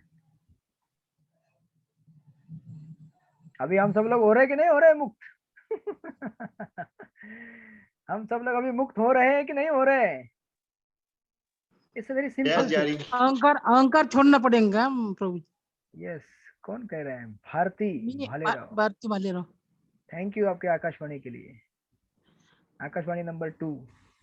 हर चीज को भगवान से जोड़ लिए प्रभु जी अपना। ओके, आप सब लोग तो शुद्ध भक्त है, डायरेक्ट भगवान से जोड़ना चाहते हैं सब कुछ। Yes, thank you. यस, देखिए अगर आप अंधेरे में चल रहे हैं और आपको दिख नहीं रहा है तो आप क्या करेंगे? क्या करेंगे? अरे बताइए। अच्छा, अंधेरा आप लोगों ने, हाँ लाइट लगाएंगे, मोबाइल की टॉर्च चालू करेंगे। ओके, आप लोगों को एग्जाम पर रिलेट नहीं होते क्योंकि आप लोग सब सिटी में रहते हैं। और मैं एग्जांपल दे रहा हूँ गांव वाले। हमारे यहाँ तो कभी बिजली जाती ही नहीं है, 24 घंटा बिजली है। तो फिर अब एग्जाम पर रिलेट करने के लिए कुछ रेफरेंस पॉइंट भी होना चाहिए। बट एनीवे, अंधेरा रहेगा तो हम लोग क्या करेंगे? लाइट ऑन करेंगे। मतलब हमारे जो इंद्रिया है अपूर्ण है, बद्ध अवस्था में हम मुक्त नहीं है, लेकिन मुक्त होने के लिए हम क्या करते हैं? रोशनी चालू करते हैं, राइट? उससे हम देखते हैं ठीक से। उसी तरह से इस समय हम भले नहीं देख सकते, लेकिन अगर हम लोग किसी और, समझो कि भगवान को देखना है या अपने आप को देखना है, तो हम लोग फिर उस व्यक्ति से पूछेंगे कि भाई हम है कौन, या फिर हम उससे पूछेंगे भगवान कौन है। जब वो व्यक्ति मुक्त है और उसने भगवान को देखा और वो हमें ज्ञान देगा, तो वो ज्ञान हमें भी मिल गया। तो मुक्त अवस्था का ज्ञान बद्ध अवस्था में होते भी हमको मिल सकता है अगर हम उसे स्वीकार करेंगे तो, राइट? तो इसीलिए ये सब जो शास्त्र है, ये शास्त्र क्या है हमारे लिए? एक तरह से हमको बद्ध अवस्था से मुक्त अवस्था में लेके जाने का एक सोर्स है, एक माध्यम है, एक मीडियम है, राइट? इज इट क्लियर माता जी? मोनिका ठाकुर माता जी। हाँ प्रभु जी, हुआ। Yes, thank you. ओके, थोड़ा सा हुआ। ओके, तो पूरा कर देते हैं। बोलिए, आपको और क्या जिज्ञासा है? प्रभु जी जरा त्रुटि बद्दल सांगा ना प्रभु जी थोडस। अच्छा, त्रुटि मतलब मिस्टेक करना, गलतियां करना। हाँ, आप अभी क्या मिस्टेक कर रहे हैं बताइए? What is your mistake at this point of time? आपकी तरफ से क्या मिस्टेक हो रहा है? आपने वीडियो ऑन नहीं किया जबकि मैं बोल रहा हूँ। इसका इम्प्लीकेशन ये होगा कि जब आपका एग्जाम आएगा एग्जाम के पेपर मेरे पास आएंगे तो मैं फेवर नहीं करूंगा आपको। मैं किसको फेवर करूंगा? जो ओबीडियंट स्टूडेंट है, जो मेरी बात सुनता है। मजाक कर रहा हूँ। बट जस्ट टू से इट्स अ सटल पॉइंट। मतलब ये ऐसी चीजें हैं जो हमारे मतलब अनकॉन्शियसली रजिस्टर होती रहती है। अब जो चेहरे मुझे देखेंगे मैं उन्हीं को पहचानूंगा, उन्हीं का रेफरेंस पॉइंट मेरे पास रहेगा। डरिएगा मत आप। For many reasons we may not have switched on our videos. I understand that आप घर में कुछ काम कर रहे होंगे, कुछ कर रहेंगे, कैसे भी प्रसाद ले रहे होंगे। बट मैंने पहले भी कहा है कि आई हैव नो प्रॉब्लम। आप प्रसाद ले रहे हैं, आप सो रहे हैं, बैठ रहे हैं, खा रहे हैं, पी रहे हैं, चल रहे हैं, गाड़ी में घूम रहे हैं, नो इशू। ओके, तो मिस्टेक मतलब, त्रुटि मतलब मिस्टेक करना। हम सब लोग क्या करते हैं? मिस्टेक करते हैं लाइफ में। ऐसे शरीर को समझने के लिए भी मिस्टेक करते हैं। हम एक्चुअली हैं वास्तव में आत्मा, लेकिन हम क्या सोच रहे हैं, हम शरीर हैं। That's our mistake. हम सोचते हैं कि भगवान, हम कभी कभी सोचते हैं कि भगवान काले हैं, भगवान गोरे। भगवान ना तो काले ना तो गोरे हैं, भगवान सच्चिदानंद है। वो जो कलर है भगवान का, श्याम वर्ण, हम समझ नहीं सकते अभी। उसको तुलना करने के लिए घनश्याम कलर दिया हुआ है, राइट। यस, तो आगे बढ़े। ओके, तो इसलिए प्रभुपाद यहाँ पे बोल रहे हैं कि हमारे अंदर ये 4 दोष होते हुए हम कभी भी अपने से नहीं समझ सकते चीजों को। हमें क्या करना होगा, शास्त्र को प्रमाण लेके लेना होगा, जो शुद्ध भक्त है भगवान के, उनको सामने लेना होगा, और वो जो बोलेंगे सुनना होगा, तभी हम समझ सकते हैं, राइट ना। इसके बाद प्रभुपाद आगे बढ़ते हैं, और तीसरी चीज अभी प्रभुपाद बता रहे हैं वर्णाश्रम के बारे में। तो अभी ज्यादा समय नहीं है, इसलिए अभी मैं खुद उसको पैराफ्रेज करते जाऊंगा, आप लोगों को पढ़ने के लिए नहीं बोलूंगा। तो अभी सबसे पहले प्रभुपाद ने बताया कि वेद जो ज्ञान होता है, जिससे हम ज्ञान लेते उसको वेद बोलते हैं, वेद की व्याख्या की। उसके बाद कहा कि वेद की क्या जरूरत है हमको, क्योंकि हमारे अंदर 4 दोष है। अब उसके बाद अभी कोई बोलेगा कि अरे ये वेद तो केवल हिंदू लोगों के लिए है, this is meant for Indian people, क्योंकि वेद इंडिया में लिखे गए थे, राइट, या सनातन धर्म में लिखे गए थे। मैं तो मुस्लिम हूँ, मैं तो क्रिश्चियन हूँ, मैं जू हूँ, मैं पारसी हूँ, मैं फलाना हूँ, मैं ये हूँ, मैं हूँ, दुनिया भर में उपाधि हमने बना के रखी है, तो मैं क्यों पढ़ूं वेद को। इसलिए प्रभुपाद अभी पॉइंट आउट कर रहे हैं कि नहीं, एक्चुअली वेद किसके लिए है, सबके लिए है। सबके लिए। हाँ, और सबके लिए क्यों है, क्यों, उसको पॉइंट आउट करने के लिए प्रभुपाद यहाँ पे बता रहे हैं वर्णाश्रम सिस्टम को। प्रभुपाद क्या बोलते हैं, आप वेदों को हिंदू कह सकते हैं, लेकिन हिंदू नाम विदेशी है, हम सब लोग एक्चुअली हिंदू नहीं है, राइट। हमारी असली पहचान क्या है, वर्णाश्रम। आप लोग को पता रहेगा हिंदू एक्चुअली क्या है। हिंदू, प्रभुपाद कई बार अपने लेक्चर में कहा करते हैं, हिंदू शब्द का ओरिजिन कहाँ से आता है। जो विदेशी लोग हमें कहा करते थे कि सिंधु नदी के उस पार रहने वाले लोग, तो अपभ्रंश होते होते वो सिंधु का क्या हो गया, हिंदू हो गया, हिंदू, राइट। तो एक्चुअली हमारी पहचान क्या है, हिंदू नहीं है, हम क्या है, वर्णाश्रम। और यहाँ बोलेंगे वर्णाश्रम क्या है, ये वर्णाश्रम कोई सुना नहीं कभी, मतलब कुछ नए लोग रहेंगे यहाँ पे, या हमें कभी इस्कॉन में पहली बार बोले वर्णाश्रम क्या है, एक कभी जिंदगी में सुना ही नहीं है। इस्कॉन वाले लोग क्या क्या टर्म लेके आते रहते हैं यार, ये वर्णाश्रम में हरे कृष्ण महामंत्र, ये कभी आपको जो मराठी लोग रहेंगे सुना रहेगा उन लोगों ने महामंत्र। गणेश पूजा के, गणपति विसर्जन के समय जो पूजा होती है, उस पूजा के एंड में बोलते हैं जय देव जय देव, वो है ना, वो आप बोलते हैं प्रेयर, आरती। हाँ, हरे राम राम राम हरे हरे। शायद जिंदगी में वही एक काम रहता है जो हम महामंत्र बोलते हैं। but that's okay, still it is useful। तो हम लोग क्या है, हिंदू नहीं, वर्णाश्रम है। अब वर्णाश्रम क्या है, वर्ण और आश्रम में 2 शब्दों से मिला हुआ एक वर्णाश्रम एक पूरा शब्द है, मतलब ये है। तो वर्ण मतलब शरीर के लिए रहता है, आश्रम आत्मा के लिए रहता है। अब वर्ण 4 प्रकार के, आप लोगों ने कभी सुने होंगे, समझे होंगे, मैं जस्ट पैराफ्रेज कर रहा हूँ। ब्राह्मण, क्षत्रिय, शूद्र, वैश्य।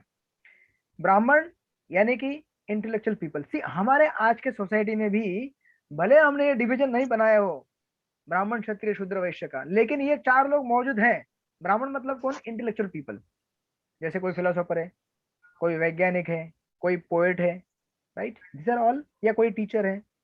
आपको कभी कभी टीचर का पेशा हम लोग, मतलब जैसे मतलब टीचर बनते जस्ट फॉर द प्रोफेशन से हम लोग भी लेते हैं कई बार, बट मतलब रेमेडिकल ओरिएंटेड लोग हैं, जिनको पढ़ाई करना अच्छा लगता है, जिनको एकांत में चिंतन करना अच्छा लगता है अध्यात्म के ऊपर, ब्राह्मण हो गए।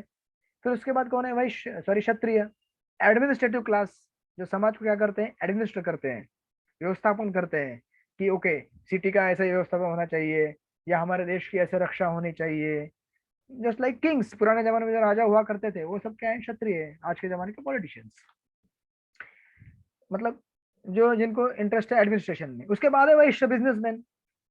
बहुत सारे ऐसे लोग हैं आप में से कोई बिजनेसमैन है यहाँ पे, कौन है बिजनेसमैन, डरिए मत। इंडस्ट्री है प्रभु जी हमारी, इंडस्ट्री। आप तो पूरी इंडस्ट्री लेके बैठे हैं। ओके, और कौन है यहाँ पे बिजनेसमैन, आप डरिएगा नहीं, कोई यहाँ पे आपको इस्कॉन के लिए दान मांगने के लिए आएगा नहीं, क्योंकि आप ऑलरेडी दान देते हैं। अच्छा, कौन है, लता पटेल, आप बिजनेसमैन है? नहीं, ओके, ठीक है, ओके, कोई बात नहीं, मतलब नहीं बताएंगे तो भी चलेगा। बाद में मुझे इवेंचुअली पता चल जाएगा। तो हम में से कुछ लोग क्या है, बिजनेसमैन है, वैश्य प्रोपेंसिटी के हैं, और कुछ लोग क्या है, ना तो एडमिनिस्ट्रेटर है, ना ही वो लोग रेमेडिकली ओरिएंटेड है, और ना ही वो बिजनेसमैन है। वो कौन है, शूद्र है। शूद्र पर कौन, मतलब लेबर क्लास, जो मतलब लेबर काम करते हैं।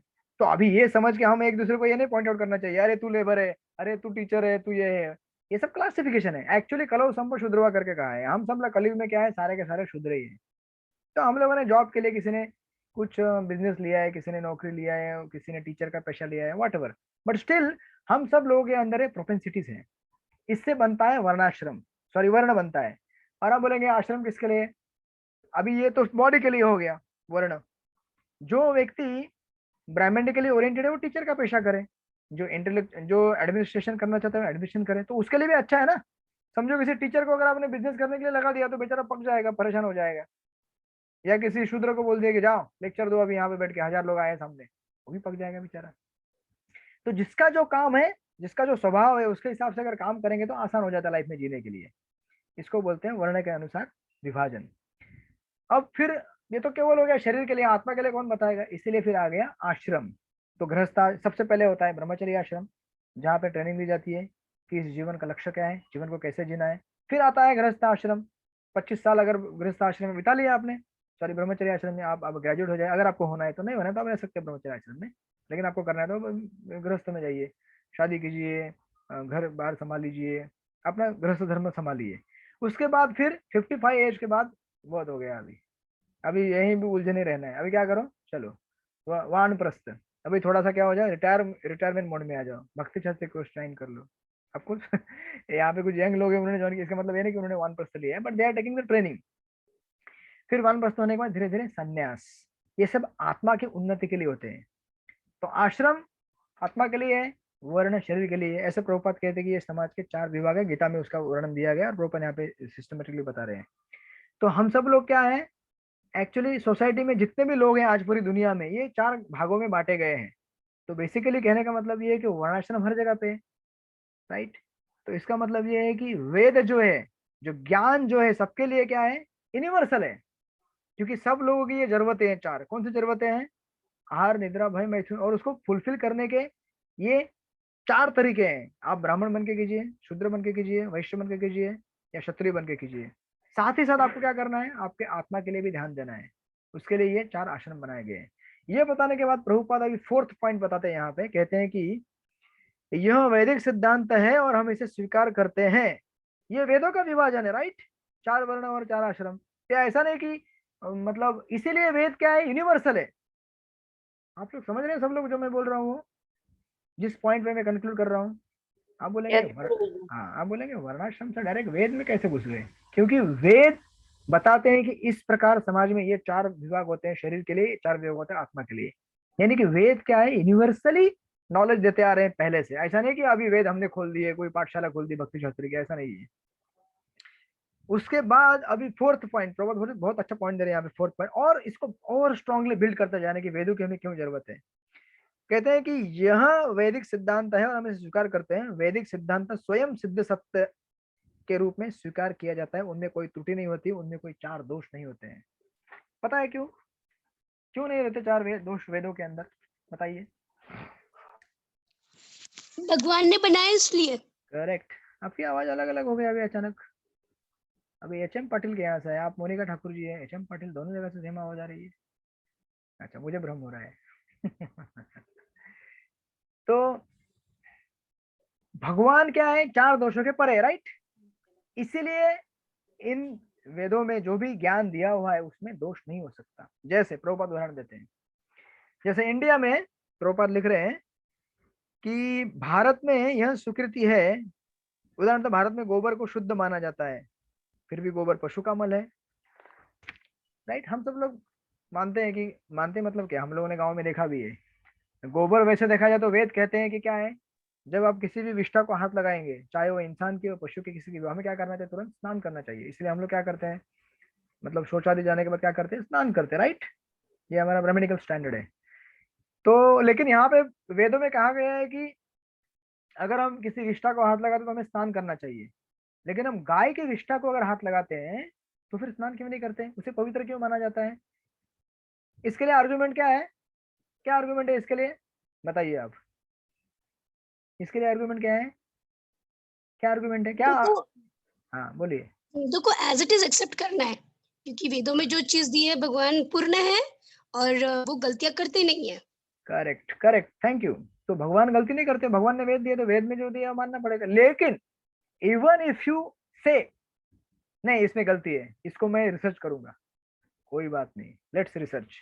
तो प्रभुपाद ने यहाँ पे आगे दिया है, क्या दिया है, कहते हैं कि आगे देखिए लिखा है, मतलब इसी पैराग्राफ के एंड में लिखते हैं कि कलकत्ता के एक प्रमुख वैज्ञानिक तथा डॉक्टर ने गोबर का विश्लेषण करके यह पता लगाया कि इसमें समस्त रोगनाशक गुण पाए जाते हैं। इसमें क्या है, एंटीसेप्टिक प्रॉपर्टीज है। तो साइंस ने भी प्रूव कर दिया, अरे ये तो बड़े काम की चीज है, इसको हाथ क्या, इसको सर पे भी लगाना चाहिए, पूरे बॉडी में लगाना चाहिए, राइट। उसकी दवाइयाँ बनती है, उसकी दवाई हम खाते हैं, शरीर पे लगाते हैं। पंचगव्य जो मेडिसिन सिस्टम है, जो गाय के मतलब घी और जो गौमूत्र रहता है, विष्ठा रहती है, दूध, छाछ, दही वगैरह वगैरह, उसमें से जो औषधियाँ बनती है बहुत सारी। तो अगर हम खुद से भी अगर इसको प्रूव करना चाहें तो भी प्रूव कर सकते हैं। लेकिन अब देखिए, आपको ये पॉइंट यहाँ पे नहीं बिल्ड कर रहे हैं प्रभुपाद कि हमें प्रूव करने के लिए क्यों जाना नहीं चाहिए, वो थोड़ा आगे जाके आएगा, ठीक है। अभी यहाँ पे वो पॉइंट नहीं लेते हैं, अभी जस्ट आगे देखिए प्रभुपाद क्या कहेंगे। इसलिए प्रभुपाद यहाँ पे लिख रहे हैं, आगे कहते हैं कि भारत में यदि कोई व्यक्ति किसी दूसरे व्यक्ति से कहता है तुम्हें यह करना चाहिए, तो दूसरा व्यक्ति यह कह सकता है कि क्या तुम क्या कहना चाहते हो, क्या यह कोई वैदिक आदेश है जो मैं बिना तर्क के तुम्हारा कहना मान लूं। अभी आज के जमाने में ऐसा होता है क्या, अगर आप कुछ कर रहे हैं और आपको कोई तीसरा बोले अरे तुम बोल रहे हो ऐसा ऐसा करने का, वेदों में लिखा है क्या ऐसा करने का, अगर वेदों में लिखा है तभी मैं करूंगा, आप क्या बोलते हैं, कौन सा वेद क्या? क्योंकि हमें स्टैंडर्ड कोई चीज मालूम ही नहीं है, वेदों का क्या आदेश है क्या आदेश नहीं है। हम सब चीजों को सब मतलब एक जैसा ही मानते हैं, या तो सही तो सही या तो गलत। लेकिन पूर्व काल में ये स्टैंडर्ड हुआ करता था, कोई भी चीज अगर हमें करनी है ये वेदों से सम्मत है क्या, वेदों से सैंक्शन की गई है क्या। अगर ये चीज वेदों से सैंक्शन नहीं है, अगर वो चीज मैं करूंगा तो मुझे क्या होगा, उसका गलत परिणाम भुगतना पड़ेगा। जैसे भागवत के 3 स्कंद में ये वर्णन आता है, जब दिति और कश्यप इनका जब संयोग होता है संध्या के समय में, तो उस समय कश्यप मुनि बोलते हैं कि ये समय ठीक नहीं है, क्योंकि वेदों में हर चीज का एक प्रावधान रहता है, कौन से समय में संपर्क करना चाहिए संतति के लिए, कौन से समय नहीं करना चाहिए। तो बोलते कि ये समय ठीक नहीं, क्यों ठीक नहीं है, क्योंकि इस समय क्या होता है ना, शिव जी के अनुचर भ्रमण करते रहते हैं भूत पिशाच के साथ, मतलब भूत पिशाच को लेके। अब इस समय अगर आपने मेरे साथ संयोग किया तो आपके घर में कौन आत्मा आएगा, ये भूत पिशाच योनि वाला या भयंकर राक्षस योनि वाला आत्मा आएगा, राइट। तो वो मानते नहीं, और बाद में क्या हो जाता है, हिरण्याक्ष हिरण्यकशिपु जन्म लेते हैं। यानी कि पूर्व काल में वैदिक अथॉरिटी को स्टैंडर्ड माना जाता था, क्योंकि उसमें लोगों को पूर्ण विश्वास था और ऐसे रिजल्ट लोगों ने देखे थे। लेकिन आज के जमाने में हम कुछ चीज करते हैं, हम थोड़ी वेदों को कंसल्ट करते हैं, नहीं करते हैं। तो हमें करना चाहिए। और हमारे लिए आप बोलेंगे कि कौन से वेद कहाँ कैसे कंसल्ट करूँ, तो हमारे लिए वेदों के रिप्रेजेंटेटिव है, तो हमारे स्पिरिचुअल मास्टर है, आध्यात्मिक गुरु है, या फिर हमारे काउंसलर है, मेंटर है, हम उनको मतलब कंसल्ट कर सकते हैं, ये चीज मैं करूँ क्या, ये चीज करने से मुझे लाभ होगा या हानि होगी, राइट। तो इसलिए ये स्टैंडर्ड है, और प्रभुपाद इस पॉइंट को यहाँ पे बिल्ड करते जा रहे हैं कि वैदिक सिद्धांत जो है वो स्वयं सिद्ध है, इन्हें आपको सिद्ध करने की जरूरत नहीं है, पहले से ये रिसर्च है और सिद्ध किए जा चुके हैं। आपको केवल इसे क्या करना है, एक्सेप्ट करना है एज इट इज। और फिर आगे बोलते हैं कि ये क्या है, 5वां पॉइंट प्रभुपाद बोल रहे हैं कि वैदिक आदेशों की व्याख्या नहीं की जा सकती, हमें उसे एज इट इज एक्सेप्ट करना पड़ता है। जैसे सुंदर एग्जांपल दे रहे प्रभुपाद, जैसे कह रहे हैं कि जो वेद है, आप सब लोग मेरे साथ हैं, हरि बोल, आप सब लोग मेरे साथ हैं, बोलिए Hare Krishna Krishna Krishna Hare Hare, Hare Ram Ram Hare Hare. Okay, thank you doctor Yogita Mata ji, आपका स्वागत है हॉस्पिटल से। सॉरी मैं संडे को क्लास, एक्चुअली संडे को क्लास शेड्यूल किया था, लेकिन समहाउ भ्रम और इल्यूजन रहता है। मैंने रात को पोस्ट 12:30 किया पोस्टिंग, तो कुछ लोगों को लगा कि अरे ये क्लास मतलब मंडे को है, फिर मुझे टाइमिंग चेंज करना पड़ा, क्योंकि सब लोगों में इल्यूजन क्रिएट हो गया कि क्लास है कब। तो आपकी इच्छा पूरी नहीं हो पाई, लेकिन अगले संडे करेंगे, संडे को करेंगे क्लास। तो और 15 मिनट है, मेरे साथ थोड़ा सा टॉयलेट कीजिए सो दैट अपना सिलेबस थोड़ा आगे जाएगा। Is that okay? आप सब लोग ओके हैं मेरे साथ? और 15 मिनट। यस हरि बोल हरि बोल। Thank you. शायद 1 घंटा बोलते तो नहीं करते 1 घंटा बोलते फिर जाओ बोल, अरे हरी बोल। नहीं हरी बोली कोई बात नहीं, थैंक यू। 15 मिनट ज्यादा नहीं लेंगे, मुझे भी समय की कमी है। तो 5th पॉइंट प्रभुपाद यहाँ पे बिल्ड कर रहे हैं कि वैदिक आदेशों की व्याख्या नहीं की जा सकती। जैसे अगर आपको जानना है कि आपके पिता कौन है, समझो छोटा बच्चा अगर जन्म लेता है, थोड़ा बड़ा होता है और वो पूछता है मम्मी को, मम्मी मम्मी मेरे पिताजी कौन है, तो अगर मम्मी बोलेगी ये तेरे पिताजी है स्वयं सो, बच्चा बोलेगा नहीं नहीं मैं विश्वास नहीं करता, तो चलेगा क्या? एक तो मम्मी पहले एक थप्पड़ देगी जोर से, नहीं बोलेगी तेरे को समझा रही हूँ इतना समझ में नहीं आता क्या, और एक दूं ठीक है, और सेकंड ये समझ में आता, और एक तीसरा। तो अभी अगर आपको जानना है कि मेरे पिताजी कौन है, तो आपको कौन बताएगा? माताजी बताएगी ना, आपकी माँ बताएगी।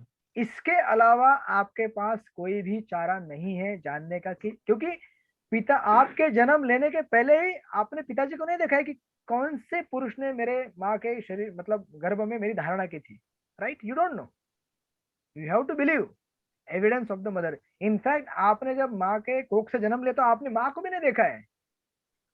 जब हम जन्म ले तो हमारे कौन सी अवस्था थी, हम जब जन्म लेते तो कुछ भी नहीं समझ में आता हमें क्या हो रहा है, एक मांस का गोला रहता है बाहर निकलता है शरीर से, राइट? अपनी माँ को भी नहीं जान सकते, लेकिन ठीक है माँ ने हमें अपने शरीर से चिपका के रखा और माँ ने दूध पिलाया, तो थोड़ा हम मतलब एक अंदर से आवाज आती रहती है ये तेरी माँ, ये तेरी माँ है, राइट? तो हम इसे स्वीकार कर लेते हैं। तो प्रभुपाद यहाँ पे यही चीज बोल रहे हैं कि वेदों को व्याख्या करने की कोशिश मत करो, उसे एज इट इज एक्सेप्ट करना पड़ता है। जैसे आपको अगर जानना है कि माँ कौन है तो आपको कौन बताएगा, सॉरी पिताजी कौन है तो कौन बताएगा? माँ बताएगी। और यदि प्रभुपाद ये भी बोलते हैं यदि आप आपके अनुभव आप बोलेंगे नहीं मैं आपके कथन पे विश्वास नहीं करता हूँ, I will research, I will find out, माँ बोली ठीक है जाओ फिर करो ढूंढो दुनिया भर में। आप बोलेंगे आज हमारे पास बायोटेक्नोलॉजी है, मैं डीएनए टेस्ट करूंगा, मेरा डीएनए और पिताजी का डीएनए मैच करता है कि नहीं। अब इसको टेस्ट करने के लिए आपको क्या करना पड़ेगा? दुनिया में जितने भी पुरुष हैं सबका डीएनए टेस्ट करना पड़ेगा, राइट? आप लोगों को समझ में आ रहा है जो मैं बोल रहा हूँ? हरी बोल। Okay yes. तो ऐसा मूर्ख व्यक्ति रहेगा जो बोलेगा कि चलो मैं जाके अभी डीएनए सबका टेस्ट करता हूँ, पहले तो वो डीएनए टेस्ट नहीं कर पाएगा सबका। अभी केवल एक हमारे देश और जिले के प्रांत के सभी लोगों का डीएनए टेस्ट करते करते उसका उम्र क्या हो जाएगा? पूरा हो जाएगा। कोई आसान काम नहीं, वो बहुत लंबा काम है, पूरी दुनिया देश को जानना तो क्या। और ये सब जानने के बाद भी फाइनली क्या मालूम पड़ेगा उसको? जो माँ ने बोला था वो क्या है? सच है। आखिर उसी कंक्लूजन पे पहुंचने वाला है। तो इसीलिए प्रभुपाद यहाँ पे फाइनली बोलते हैं कि देखिए इस तरह यदि आप अपने अनुभव से परे, अपने प्रायोगिक ज्ञान से परे, अपनी इंद्रियों के कार्यों से परे कुछ जानना चाहते तो आपको वेदों को स्वीकार करना होगा। इसमें प्रयोग करने का प्रश्न नहीं उठता, इसका प्रयोग पहले ही हो चुका है। माँ ने पहले ही बता चुकी है, राइट? यह निश्चित हो चुका है। उदाहरणार्थ माता के कथन को सत्य मानना होगा, इसके अतिरिक्त तो कोई अन्य उपाय नहीं रह जाता। और फाइनली आगे और इसको बिल्ड करते हुए बोल रहे हैं केवल नहीं रहने का सवाल नहीं है, आगे क्या बताते देखिए। फिर नेक्स्ट पैराग्राफ में प्रभुपाद ने पूरा गुरु शिष्य परंपरा बताया। बोलते हैं कि वेदों को माता माना जाता है और ब्रह्मा जी पितामह पूर्वज कहलाते हैं। सर्वप्रथम उन्हें ही वैदिक ज्ञान की शिक्षा दी गई। तो प्रारंभ में ब्रह्मा जी थे। ब्रह्मा जी देखिए, ब्रह्मा जी का जन्म कहाँ से हुआ? भगवान के नाभि से जो कमल निकला उसमें से भगवान ब्रह्मा जी का जन्म हुआ। तो ब्रह्मा जी को भगवान ने ज्ञान दिया, ब्रह्मा जी ने नारद को दिया, नारद ने फिर परंपरा में व्यास देव को दिया, और वो व्यास देव ने करते करते करते करते हमारी परंपरा प्रभुपाद तक आया हुआ, राइट? और फिर हम लोग आपस में इसको डिस्कस कर रहे हैं। तो वैदिक ज्ञान का सोर्स ऐसा रहता है। और अगर प्रभुपाद फाइनल लिखते हैं कि यदि आप प्रयोगात्मक प्रयास करें तो भी आप इसी निष्कर्ष पर पहुंचेंगे, लेकिन समय की बचत करने की दृष्टि से आपको इसे स्वीकार कर लेना चाहिए। समय आपको बचाना है ना, कि जिंदगी भर वही डीएनए टेस्ट करते रहेंगे, जीवन में कुछ करना है कि नहीं? और आपको घर गृहस्थी, नौकरी, शादी ब्याह, संपत्ति, अपना इंडस्ट्री, बिजनेस संभालना है कि नहीं? कि डीएनए मेरे पिताजी कौन है, मेरे, अरे भाई बता दिया ना पिताजी कौन है। इतना रिसर्च, इतना दुनिया भर का झंझट करने के बाद कंक्लूजन कौन सा है? वही है। भगवान गीता में कहते हैं यही संस्पर्शजा भोगा दुख योने एवते आद्यंतमंत कौनते नतेशुरमते बुध। भगवान गीता में पहले कह चुके हैं कि इंद्रियों के स्पर्श जो मिलने वाला सुख और आनंद है वो क्या है? अनित्य है, क्षणिक है, उसमें दुख की योनि है ये। लेकिन हम लोग हमें वही विचार करते रहते हैं, नहीं, I will try to find out with my experience, with my experiment. ठीक है, कर लो एक्सपेरिमेंट, लेकिन कितने साल तक? 10 साल, 20 साल, 30 साल। इसलिए जैसे मैंने शुरू में कहा वर्णाश्रम धर्म है, 55 के एज में आने के बाद बस हो गया, रिसर्च बहुत कर लिया अभी। फाइनली कंक्लूजन तो वही आ रहा है कि आज तक कोई मतलब भौतिक दुनिया में कोई सुख है नहीं, केवल दुख ही दुख है। सुख अगर है तो केवल भगवान की भक्ति में, भगवान के संग में रहने में है, भगवान के आदेशों के साथ जीवन व्यतीत करने में, चाहे वो गृहस्थ धर्म ही क्यों ना हो, राइट। तो इसलिए हमें वेदों को क्या करना चाहिए, एक्सेप्ट करना चाहिए as it is. Don't try to research. अगर आप रिसर्च करने की कोशिश करेंगे, रिसर्च करना मना नहीं किया है किसी ने, you can research, you can contemplate, लेकिन अगर आपको उसे एज इट इज एक्सेप्ट कर लेंगे तो आपका समय बचेगा, आपकी शक्ति बचेगी और आप कुछ अच्छा प्रोडक्टिव काम दूसरा कर सकते हैं, राइट। ये बताते हुए प्रभुपाद अभी इसको आगे और थोड़ा बिल्टअप करते जा रहे हैं। फिर आगे छठे पॉइंट में प्रभुपाद बोलते हैं कि देयर आर 3 टाइप्स ऑफ प्रमाणाज, 3 प्रकार के प्रमाण रहते हैं। शब्द प्रमाण, बताइए आप लोगों ने सुना है कभी? शब्द प्रमाण, अनुमान प्रमाण, प्रत्यक्ष प्रमाण, राइट। तो प्रत्यक्ष प्रमाण सबसे पहले आता है। मैं जो अभी देख रहा हूँ प्रत्यक्ष प्रमाण है। अभी मुझे क्या पता, मैं तो देख रहा हूँ कि सब लोग क्लास में बैठे हैं, लेकिन मुझे क्या पता इस स्क्रीन के पीछे लोग पता नहीं क्या क्या कर रहे हैं, कहाँ कोई घूम रहा है, कोई क्या कर रहा है। किसी ने तो बुक भी नहीं लिया होगा, टेक्स्ट बुक भी नहीं रहेगा, ईयरफोन भी नहीं लगाया होगा, लेकिन क्लास में अटेंडेंस कर लिया है। जस्ट जोक कर रहा हूँ मैं। तो दिस इज समथिंग प्रत्यक्ष मुझे दिखता है, लेकिन वो है नहीं, क्योंकि मेरी इंद्रिया क्या है, जैसे पहले कहा गया है, इम्परफेक्ट है। तो मैं नहीं जान सकता कि आप लोग क्या कर रहे हैं स्क्रीन के पीछे, राइट, डेफिनेटली। दूसरा होता है, अब प्रॉपर यहाँ पे उदाहरण सूर्य का उदाहरण दे रहे हैं, जो मैंने पहले आपको बता चुका हूँ कि सूर्य हमें दूर से दिखता है छोटा सा गोला, लेकिन बड़ा भयंकर विशाल ग्रह है वो, उसके देवता है। सेकेंड थिंग होता है अनुमान। अनुमान मतलब क्या, जैसे यहाँ पे प्रॉपर ने उदाहरण दिया डार्विन का, जो हमने पहले स्टडी कर लिया। डार्विन ने कहा कि मुझे लगता है, मेरे अनुमान से बंदरों से इंसान आया है, क्योंकि बंदर भी ऐसे करते हैं, बंदर भी बाल खुजलाते हैं, right. But that is just an estimation, that is just an अनुमान। इस अनुमान के बेस पर हम नहीं समझ सकते, राइट। तो इसलिए अभी थर्ड पॉइंट क्या हो गया, शब्द प्रमाण। और प्रभुपाद बहुत सुंदर उदाहरण दे रहे हैं इसके लिए। प्रभुपाद कहते हैं कि किंतु यदि आप प्रामाणिक स्रोतों से ज्ञान प्राप्त करते हैं तो वह पूर्ण है। यदि आपको रेडियो स्टेशन के अधिकारियों से कोई कार्यक्रम निर्देशित प्राप्त हो तो आप उसे स्वीकार कर लेते हैं। आप उसे अस्वीकार नहीं करते, इसके लिए आपको प्रयोग करने की आवश्यकता नहीं होती, क्योंकि यह ज्ञान प्रामाणिक स्रोतों से प्राप्त होता है। जैसे कोई वेदर रिपोर्ट है, वेदर रिपोर्ट हम लोग भी बैठ के बोल सकते हैं ना, आज लगता है बारिश होने वाली है, क्या बारिश होने वाली है, वेदर रिपोर्ट तो बोल रहा है बारिश नहीं होने वाली है, राइट। क्योंकि वेदर जो साइंटिस्ट है, वैज्ञानिक, उन्होंने कुछ इन्वेस्टिगेट मतलब रिसर्च किया, ओके यहाँ पे ये ऐसा, यहाँ पे इतना, आज ये बादल है, तो वो लोग सही सही बता सकते हैं। या फिर किसी रेडियो स्टेशन से कोई कार्यक्रम का अगर शेड्यूल आता है तो वो सही है। आप अपने मन से बोलेंगे नहीं, मुझे लगता है आज ना जो न्यूज बुलेटिन है 9 बजे की जगह 8 बजे होगा, अरे ऐसा कैसे होगा, आप कैसे अनुमान लगा सकते हैं, यू कांट एस्टिमेट, राइट। तो इसलिए प्रभुपाद कहते हैं कि शब्द प्रमाण से हमें क्या करना चाहिए, चीजों को जानना चाहिए, समझना चाहिए। जैसे कि ये जो श्रुति है, तो हमारे पास अभी श्रुति क्या है, ईशोपनिषद है, शब्द प्रमाण। ये शब्द में भगवान ने हमको दिया है, उस शब्दों को लेंगे तो क्या होगा, हम सही सही जान सकते हैं कि वास्तविक स्थिति क्या है। इसका मतलब साथ में ये भी नहीं है कि प्रत्यक्ष प्रमाण, अनुमान प्रमाण बकवास है, काम का नहीं है।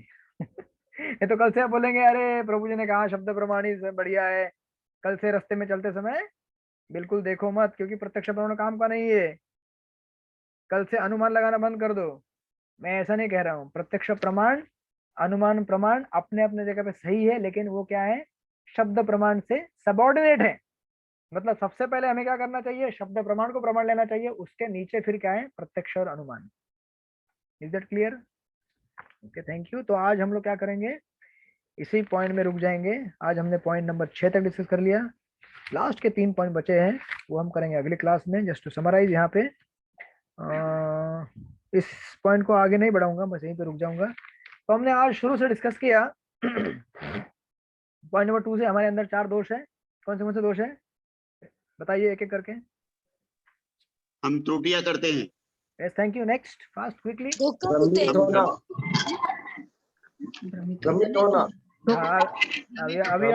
अभी हम भ्रमित हो रहे हैं, एक साथ 4 लोग बोल रहे हैं, मिस्टेक कर रहे हैं हम लोग। धोखा देने की प्रवृत्ति। धोखा देने की प्रवृत्ति। ओके, हम लोग, हमारे इंद्रिय अपूर्ण है, हम भ्रमित रहते हैं, हम मिस्टेक करते हैं, और हम लोग क्या करते हैं, फाइनली इसको कवर करने के लिए चीटिंग करते, धोखा देते हैं। Thank you. अभी आप सब अपने अपने माइक ऑफ कीजिए। ओके, उसके बाद हमने देखा, सेकंड पॉइंट के बाद हमने देखा तीसरा पॉइंट, वर्णाश्रम। फिर प्रभुपाद बिल्टअप करते हैं, बोलते हैं कि देखो ये जो वेदों में जो चीजें बताई गई है, क्योंकि वेदों को स्वीकार करना चाहिए, हमें 4 दोषों के परे नहीं है, इसलिए हमें क्या करना चाहिए, वेद जो 4 दोष के परे उनको स्वीकार करना चाहिए। लेकिन जो वेद है वो क्या है, सबके लिए, उसके लिए उन्होंने वर्णाश्रम के सिस्टम की व्याख्या दी। फिर उन्होंने कहा कि वैदिक सिद्धांत जो है क्या है, स्वयं सिद्ध तत्व है, इसको हमें प्रूव करना नहीं जाना चाहिए, ऑलरेडी रिसर्च है। गाय का गोबर जो रहता है वो क्या है, एंटीसेप्टिक है पहले से ही। हम लोग अगर रिसर्च करेंगे तो हो सकता है वही कंक्लूजन पे है, लेकिन हमारा समय बच जाएगा अगर रिसर्च नहीं करेंगे तो, राइट। और फाइनली 5वें इसमें कहा कि वैदिक आदेशों की व्याख्या नहीं की जा सकती। वो क्या है, पहले से उसमें क्या है, मतलब इट्स ऑलरेडी परफेक्टली गिवन, उसमें आप अपने से कुछ ऐड नहीं कर सकते। जैसे माता अपने बच्चों को क्या कर सकती है, पिता के बारे में बता सकती है, बच्चा खुद से नहीं जान सकता है। और जानने की कोशिश भी करें तो रिसर्च करने के बाद वही कंक्लूजन पे आएगा। तो समय बचाने के लिए हमें क्या करना चाहिए, आदेश वेदों का मान लेना चाहिए। और फिर छठा, हमने 3 प्रकार के प्रमाण देखे, प्रत्यक्ष प्रमाण, शब्द प्रमाण, अनुमान प्रमाण। उसमें सबसे इम्पोर्टेंट है शब्द प्रमाण। हाँ, क्यों इम्पोर्टेंट है, क्योंकि वह प्रामाणिक सोर्स से रहता है। हाँ, और बताइए क्यों है, क्योंकि वो 4 दोषों के परे है, क्योंकि वो भगवान ने दिया है, भगवान 4 दोषों के परे हैं। Thank you so much. इसी नोट पे आज यहाँ पे क्लोज करते हैं, हम लोग आगे मिलेंगे, मैं आपको बताऊंगा शेड्यूल। जय श्रील प्रभुपाद की जय। श्री ईशोपनिषद की जय। वंचा कल्पतरुभ्यश्च कृपा सिंधुभ्येव च पतितानां पावनेभ्यो वैष्णवेभ्यो नमो नमः। वैष्णवेभ्यो नमो नमः। अनंत कोटि वैष्णव वृंद की जय। मधुबन के सारे भक्तों की जय हो, जय हो, जय हो। हरे कृष्ण। थैंक यू तरुण गौरांग प्रभु जी। हम प्रभु जी का धन्यवाद देंगे 3 बार हरि बोल बोल के। हरि बोल, हरि बोल, हरि बोल। Thank you. तो हो सकता है आप लोगों को कल बुक्स मिल जाए, मतलब बुक्स कल औरंगाबाद में पहुंच जाएंगे। आप क्या बोलते हैं औरंगाबाद का, गौरंगाबाद बोलते हैं ना, गौरंगाबाद। गौरंगाबाद। ओके, गौरंगाबाद की जय हो। तो आपको कल बुक मिल जाएंगे, तो आप लोग बुक पढ़ाई कीजिएगा। मैं कल कोशिश करूंगा क्वेश्चन इसके पोस्ट करने का। जैसे जैसे हमारा एक चैप्टर हो जाएगा, मतलब जो भी एक चैप्टर पूरा हो जाएगा उसके ऊपर हम लोग क्या करेंगे, टेस्ट लेंगे, यूनिट टेस्ट छोटा सा। वो कैसे लेंगे मैं आपको बताऊंगा, ओरल लेंगे या रिटर्न लेंगे, व्हाटएवर वे। तो अभी इस समय के लिए विदाई है आपसे। हरे कृष्णा। हरे कृष्णा। हरे कृष्ण।